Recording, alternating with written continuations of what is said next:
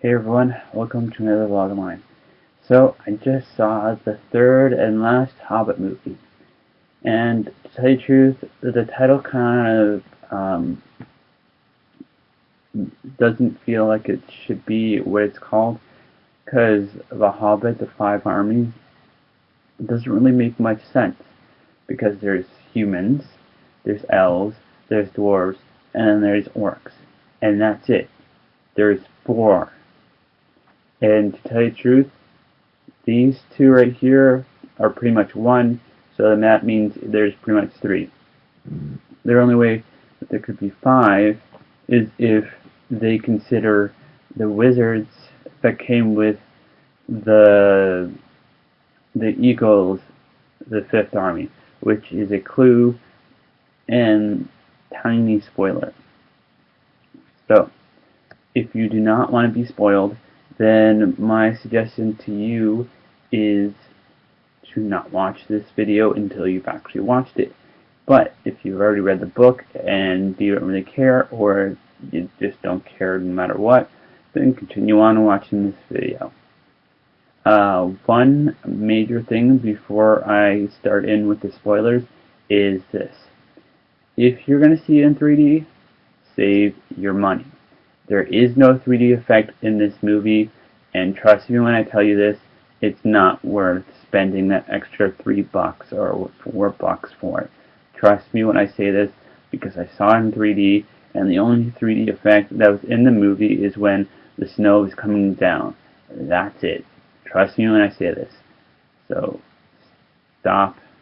Do not go and buy, or go and see it in 3D. Trust me, it's a waste of money. So, now I got all of that out of the way. Here comes some spoilers. So, if you don't want to be spoiled, please stop watching it now, because I don't want you to be bad-mouthing me throughout this whole video or in the comments down below. So, if you're going to comment, and then you've already seen this, so then you don't have to worry about it. So, or the movie, I mean, so you read the book, so you don't have to worry about it. So, first things first. Theron kind of reminded me of Bilbo when he was older, like 111, I think it was, in the Lord of the Rings series, and kind of like Gollum in both Hobbit and Lord of the Rings movie, and also kind of reminded me of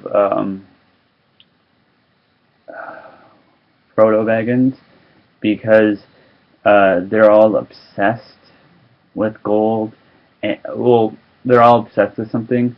Theron is obsessed with the gold of his people, and Bilbo Baggins and Frodo Baggins are obsessed with the ring.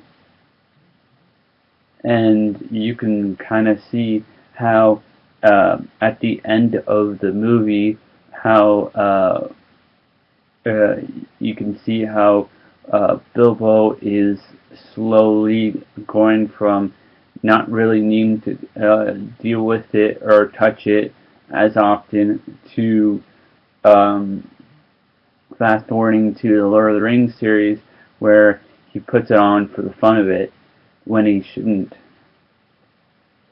So I thought that was pretty neat, and the whole gold thing for Theron, I think that's how you say his name. I thought that was pretty cool, how they dealt with his obsession with this gold, and how they kind of, there was this plate of gold that you remember from the second movie that was used, and it was sucking him in because he was so obsessed with it, which I thought was pretty cool. And I thought that the one time where, if you look carefully, you see a dragon in the gold, or like under the gold or whatever, and like the shadow of it, which I thought was pretty cool, and a good either foreshadow or metaphor for how he's been obsessed with the gold. Now, couple of things I didn't like. One, the 3D effect. I thought it was a waste of money. They could have saved millions of dollars and put it towards doing something better. Second, the dragon. The dragon was terrible. I'm sorry, but I've seen a hell of a lot better. Like, just for example, the Game of Thrones dragons. They look more realistic than the dragon they have in the second, I believe, and in the third one. It was like, it looks so bad. I mean, just comparing the two, it's just, you can tell that it's bad. What else? Um,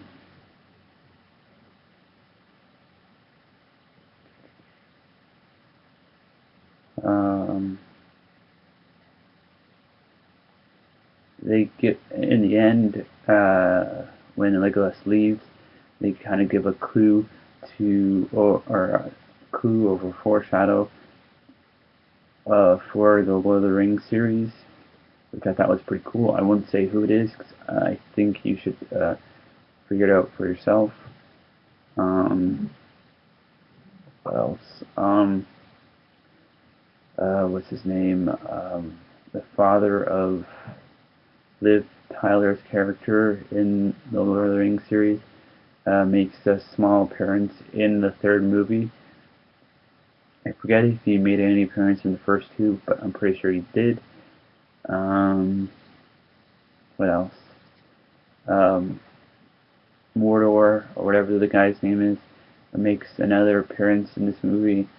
I won't say how or when, but he does.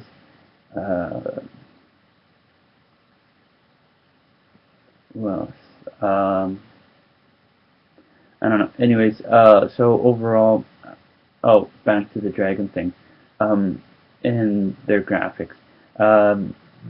There's parts in the movie where I felt like the dragon was sped up, like faster. Like, instead of moving like this, it was going,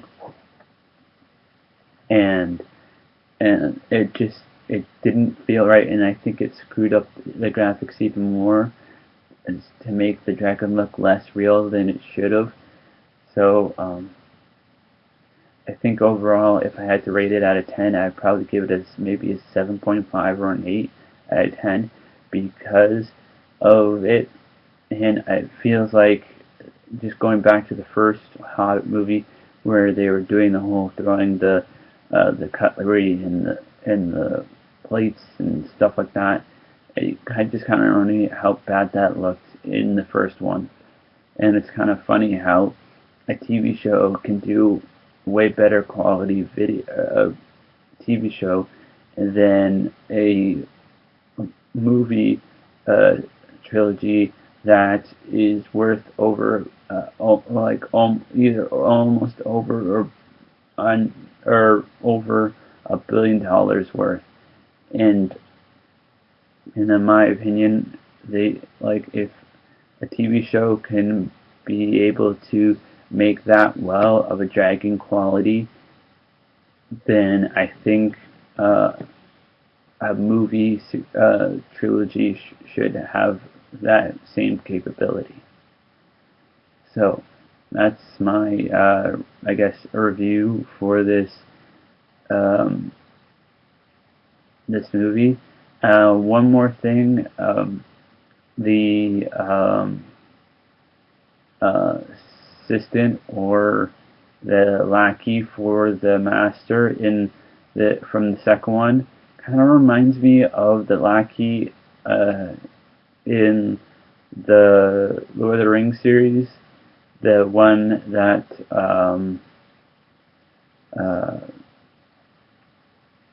makes the king look older and more decrepit than he should in the Lord of the Rings series. I think it's in the second and third one.